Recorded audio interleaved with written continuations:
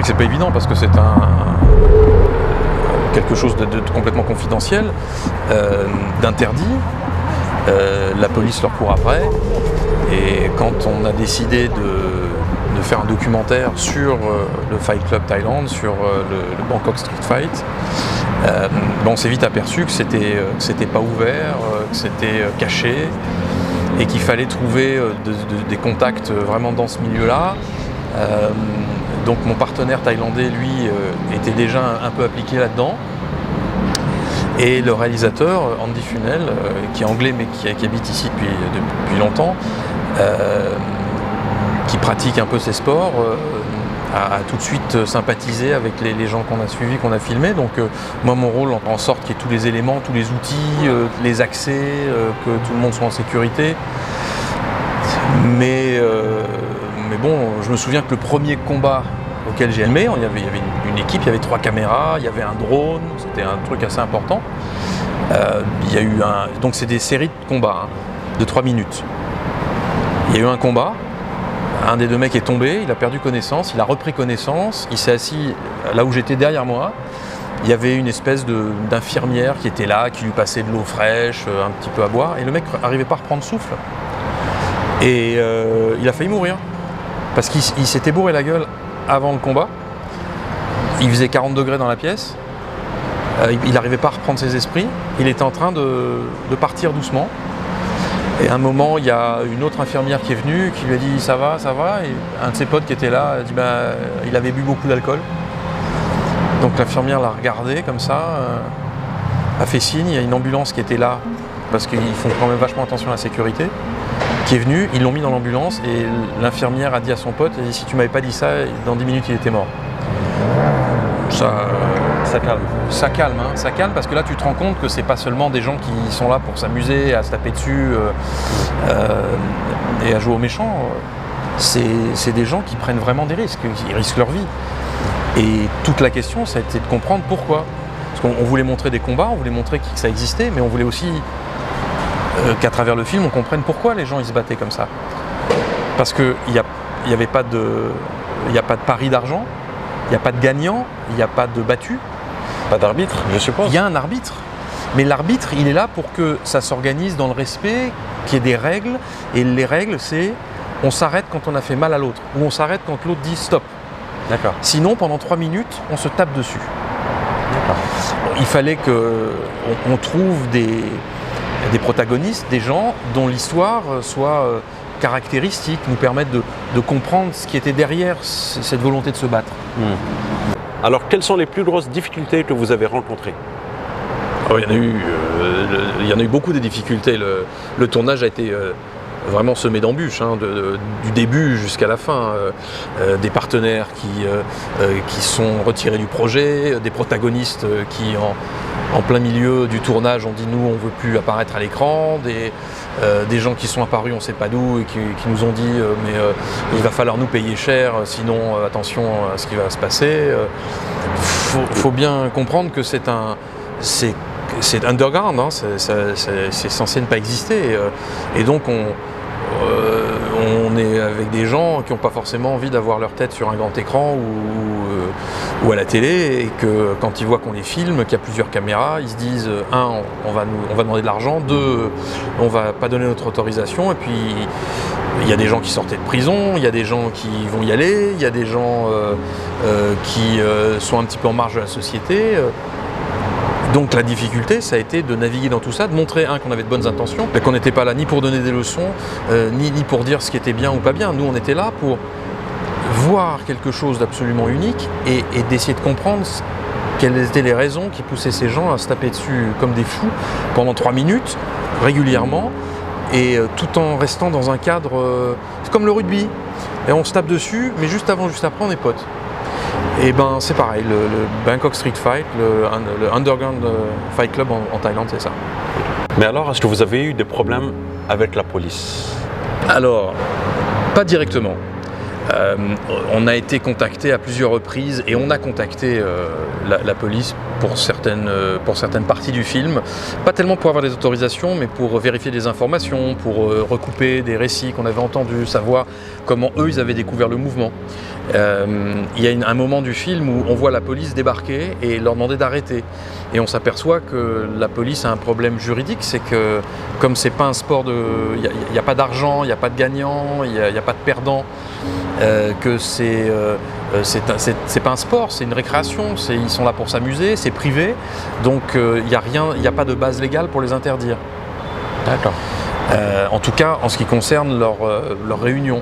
Maintenant, s'il y a quelqu'un qui se blesse, s'il y a quelqu'un qui meurt, s'il y a quelqu'un qui porte plainte, c'est autre chose. Donc on a parlé à la police et c'est vrai qu'à un moment, il a fallu, disons, s'organiser pour que on puisse continuer à tourner, qu'on n'ait pas d'un côté la police qui nous demande d'arrêter parce qu'ils ne voulaient pas qu'on en parle, ou qui nous demande les rushs pour pouvoir regarder qui était là, et puis de l'autre côté les gens qu'on filmait qui nous disaient nous c'est attention, si vous êtes avec la police ça ne nous intéresse pas parce qu'on ne veut pas que vous nous dénonciez, et nous encore une fois on n'était ni là pour dénoncer, ni là pour donner des leçons, ni là pour expliquer. Nous on voulait, encore une fois, on était là pour filmer, pour documenter ce mouvement absolument incroyable et comprendre ce qu'il y avait derrière.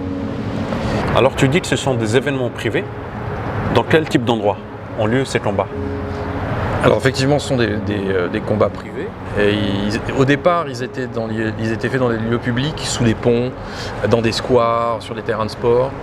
Et puis les autorités se sont servies du fait que c'était à l'extérieur pour leur dire c'est désordre à l'ordre public et vous mettez des gens en danger. Donc ils ont trouvé des lieux privés, des garages, des parkings qui privatisaient. Un des premiers combats qu'on voit dans le film se passe dans un garage privé. D'ailleurs, on voit il y a des voitures en réparation. Il y avait à peu près 300-400 personnes qui assistaient. Il y avait une dizaine de combats. Et on nous a prévenu 1 heure avant le début du premier combat en nous disant voilà, vous donnez rendez-vous à tel endroit. Ils ont mis des messages sur les réseaux sociaux pour faire venir les gens. Et quand on est arrivé, il y avait ce qu'on appelle ici des motobikes, des mototaxis, un peu partout. Et puis ils regardaient un petit peu. Puis quand tu leur disais moi je viens pour le combat, t'es la police, non? Ok, alors c'est 3e à gauche, 4e à droite. 3e à gauche, 4e à droite, complètement dans le noir. Et puis effectivement, tu as des mecs qui ouvraient les portes. Et puis tu avais des ambulances, des gens. Et puis les gens arrivaient. Et les combats ont eu lieu là. Donc c'est très organisé quand même. Hein. Ah, c'est super organisé. C'est super organisé et c'est ce qui nous a permis de faire le film. C'est que et c'est là qu'on se rapproche du Fight Club américain, du film Fight Club américain. C'est que c'est une société, quasiment une société secrète, qu'il a fallu intégrer et gagner leur confiance. Donc société secrète qui est à peu près de 80 000 fans sur Facebook. Maintenant c'est plus facile d'y rentrer parce que c'est quelque chose d'un peu plus grand, mais au départ c'était super confidentiel et super secret. Et les combats sont organisés de la manière suivante. Ils te demandent de répondre à quelques questions, où tu t'entraînes, ils veulent savoir que tu es bien entraîné, ils veulent savoir aussi pourquoi tu fais ces combats. Si c'est pour casser la figure, casser la gueule à quelqu'un, t'es pas accepté.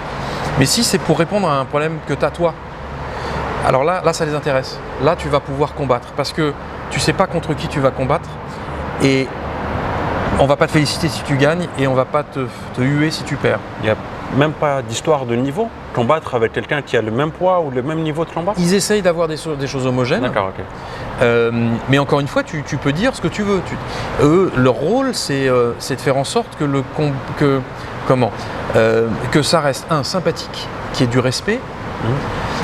Beaucoup de respect et que ça ne soit jamais quelque chose qui soit fait contre quelqu'un. C'est toujours pour toi. Si tu vas combattre, c'est pas pour te battre contre quelqu'un, c'est pour t'infliger un certain volume, un certain montant de souffrance. Et grâce à ces souffrances, tu te réalises. Et nous, alors dans Instant Badass, on raconte cette histoire en suivant le fondateur du mouvement, Joe. David, un prof d'anglais qui s'est intégré dans la société thaï en participant à ces combats. On suit un chauffeur de taxi thaï qui conduit des gens toute la journée, qui est qui est frustré de ce qu'on lui dit, de son métier qui lui plaît pas, qui s'entraîne, et il va pas se défouler en cassant la gueule à quelqu'un. Il va se défouler en disant, voilà, j'ai un mauvais karma, donc je vais souffrir, et en souffrant, je vais améliorer mon karma.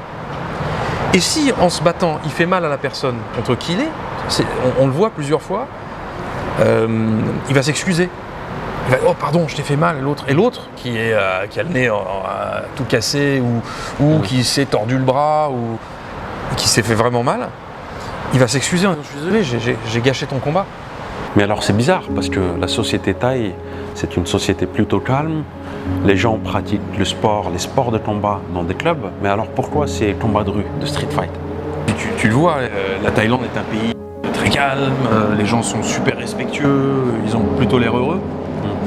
Et on s'est demandé pourquoi justement les gens ils se retrouvaient pour se taper dessus le soir en dehors de toute structure. Même si c'est assez structuré. C'est pas un club de sport, c'est pas du Muay Thai, c'est pas de l'ultra fight, c'est un mélange de tout. Mais c'est même pas du MMA, c'est complètement en freestyle. Moi je pense que c'est, et c'est ce qu'ils nous disent dans le film, que c'est parce que les Thaïlandais sont tellement sous cette culture de on peut rien dire, on doit être toujours respectueux, on peut pas exprimer ses sentiments, on n'a pas le droit de s'énerver, c'est super mal vu. Par exemple, dans voiture, on klaxonne pas. Bon, si on insiste un peu, on se fait tirer dessus, mais on klaxonne pas. Donc il y a peut-être ce besoin d'avoir des sensations par la douleur pour s'exprimer. Un peu comme si tu vas dans un coin où tu es tout seul et tu te mets à hurler parce que tu n'en peux plus. Et puis alors, tu t'es détendu, puis tu repars. Est-ce que la société thaï est introvertie et qu'elle a besoin d'exprimer en fait certaines pulsions? Moi je suis d'accord avec toi, absolument, complètement. Il y a encore une fois, il y a un tel respect des apparences, un tel respect des gens les uns envers les autres. L'éducation est très très forte. Il y a des choses qu'on fait en France qu'on ne peut pas faire ici. Tu gueules pas sur quelqu'un, même s'il n'y a aucun sentiment désagréable. En France, tu es en voiture, tu t'insultes, etc. Mais je veux dire, ça ne porte pas à conséquence. Voilà. Tu es en réunion, tu peux un peu élever la voix les uns contre les autres. Il va y avoir un petit peu de... tu vois, c'est des combats de coqs. Ça n'existe pas ici. Il y a toujours beaucoup de respect. Et peut-être, en tout cas, c'est ce que les plus jeunes de ceux qu'on a interviewés, qui sont dans le film, nous ont dit, ils en ont marre, ils supportent pas. Donc ils ont besoin à un moment de s'exprimer. Comment ils s'expriment?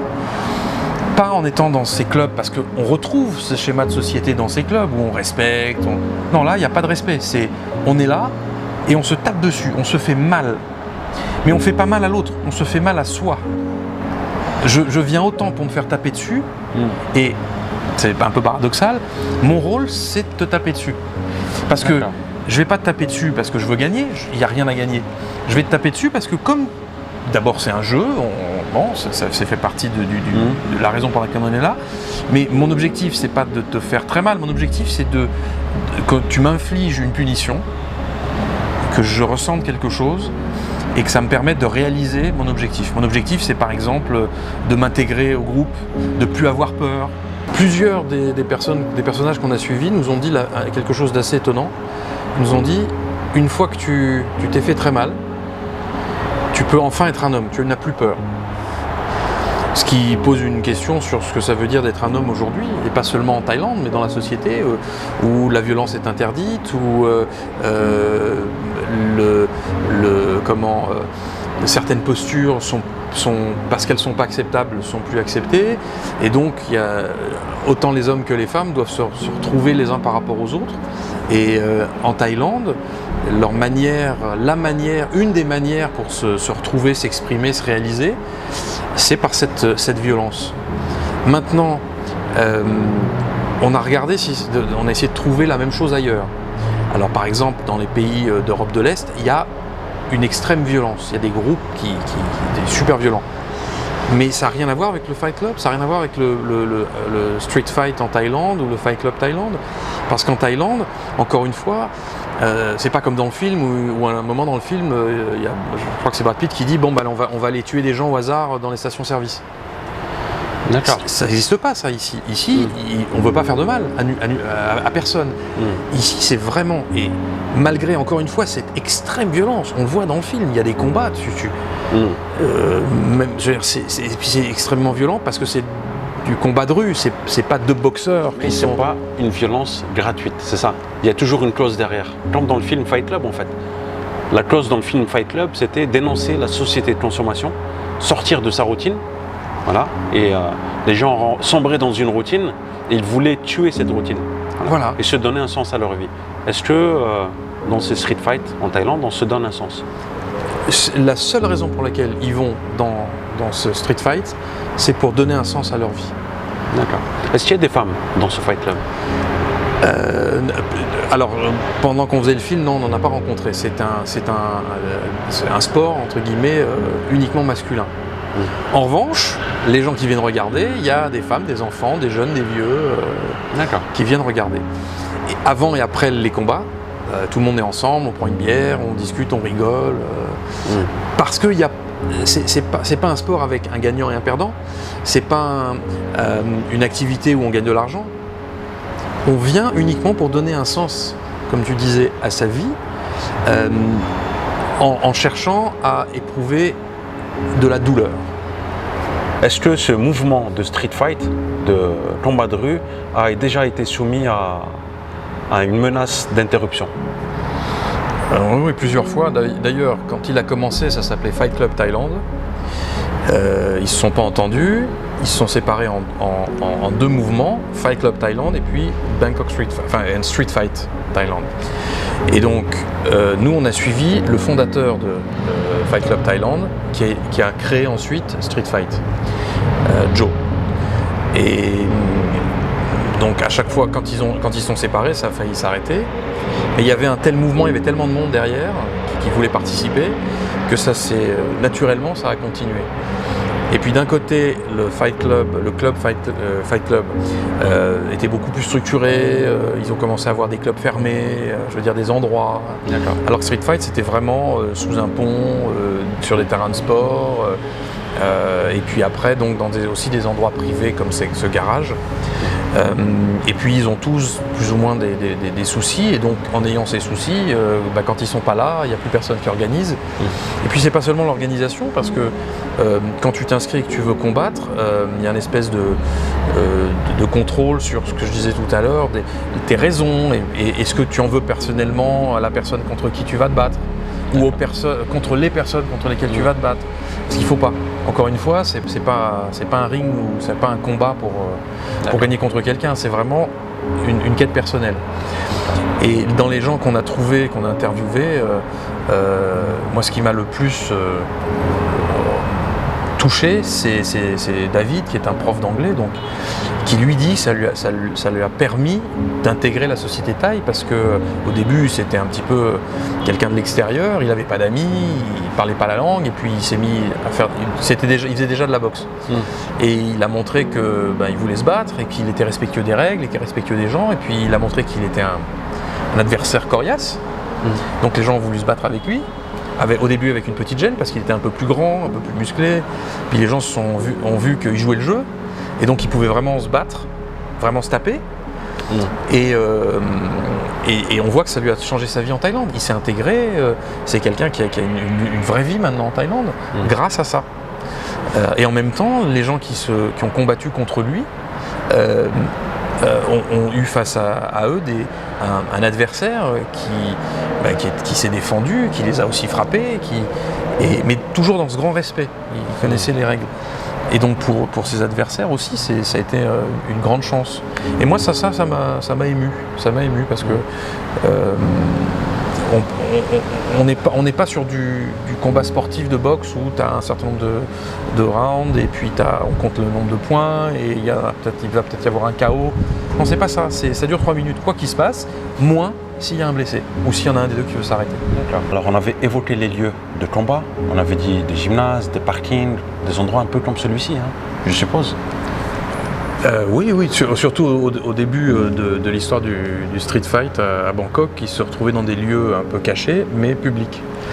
Et puis très vite, quand les autorités ont commencé à les suivre et les embêter, ils ont été obligés de se mettre en dehors de ces lieux publics, dans des lieux privés très secrets. Alors, il y avait des combats sous les ponts, il y a eu des combats sur des terrains de sport. Le premier, par exemple, combat de l'histoire du street fight a eu lieu à côté d'un temple sur un terrain de foot. Et d'ailleurs dans le film on voit ce combat, on voit ces combats il y en a qui sont disponibles sur YouTube, faut bien chercher, et on voit la police qui arrive et qui leur demande d'arrêter. Et en fait c'est le début de leur histoire, parce que c'est à partir de ce moment-là qu'ils ont dû commencer à s'organiser un peu mieux, à se cacher. C'est un petit peu un jeu du chat et de la souris.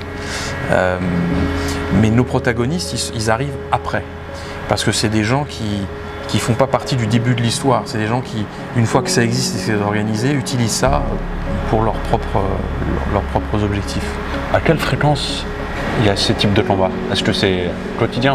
Est-ce que c'est tous les jours? Est-ce que c'est une fois par semaine? Non, on va dire que c'est une fois toutes les 3 semaines, une fois tous les mois, une fois tous les mois et demi. D'accord. Parce qu'avant d'organiser donc une session, c'est une dizaine de combats de 3 minutes. Donc c'est une vingtaine de personnes qui vont combattre ensemble.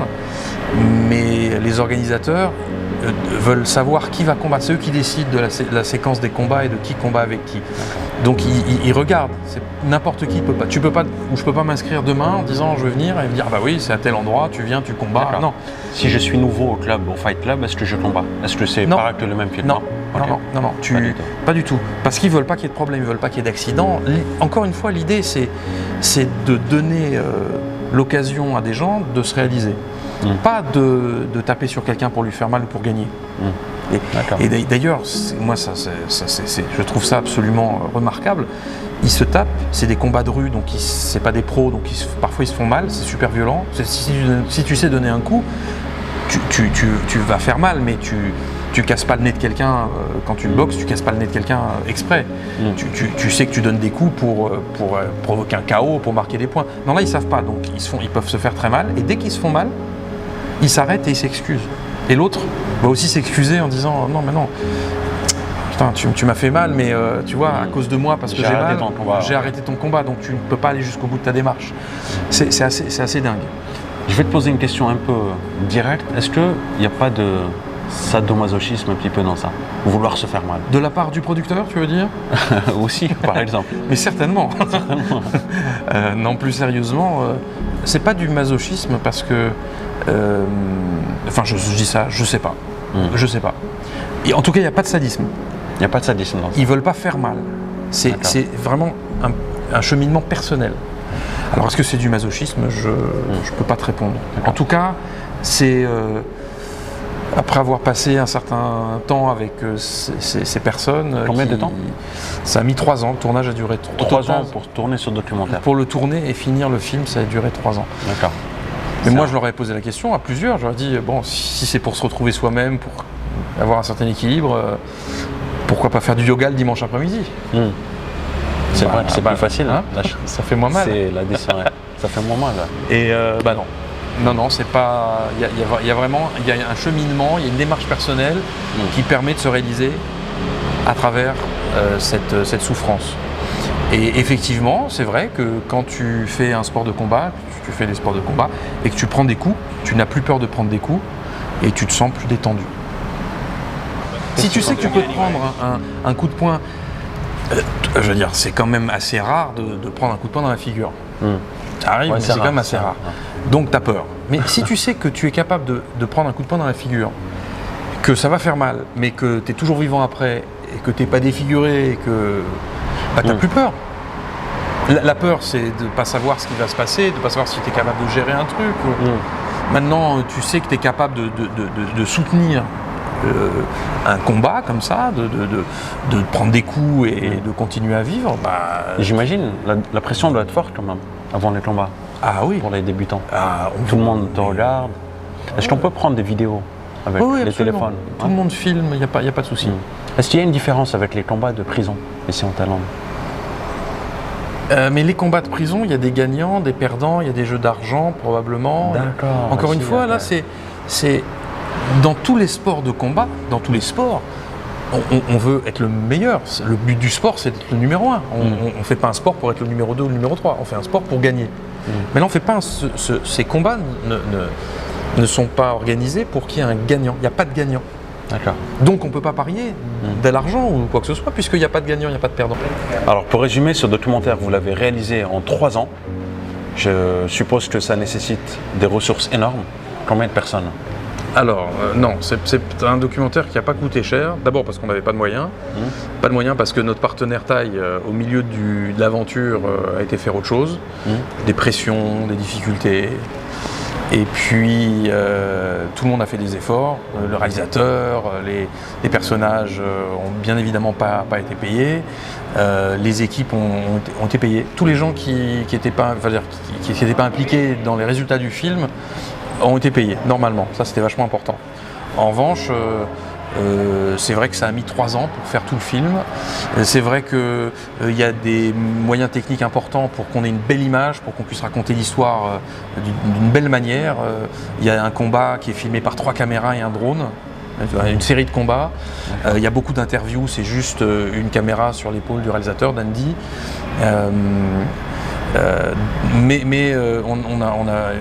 Enfin, je veux dire, moi, ma mission, c'était de donner d'organiser suffisamment de moyens pour que ça soit un beau film. Ah, ça n'a rien à voir avec le film Fight Club, qui est un gros film d'Hollywood. Mais pour un documentaire, c'est une belle image, le son est bon, on a de la musique vachement chouette. J'ai vu les images et je peux te dire que je suis plutôt impressionné. Merci beaucoup. Vraiment. Je passerai ça au réalisateur. Avec plaisir. Où est-ce qu'on peut voir ce documentaire aujourd'hui? Alors, on ne peut pas le charger illégalement parce qu'il n'est pas assez connu. D'accord. Okay. Donc, est-ce qu'il y a des plateformes où on peut regarder ce documentaire? Alors, il est en tout cas disponible tout le temps sur Vimeo On Demand. D'accord.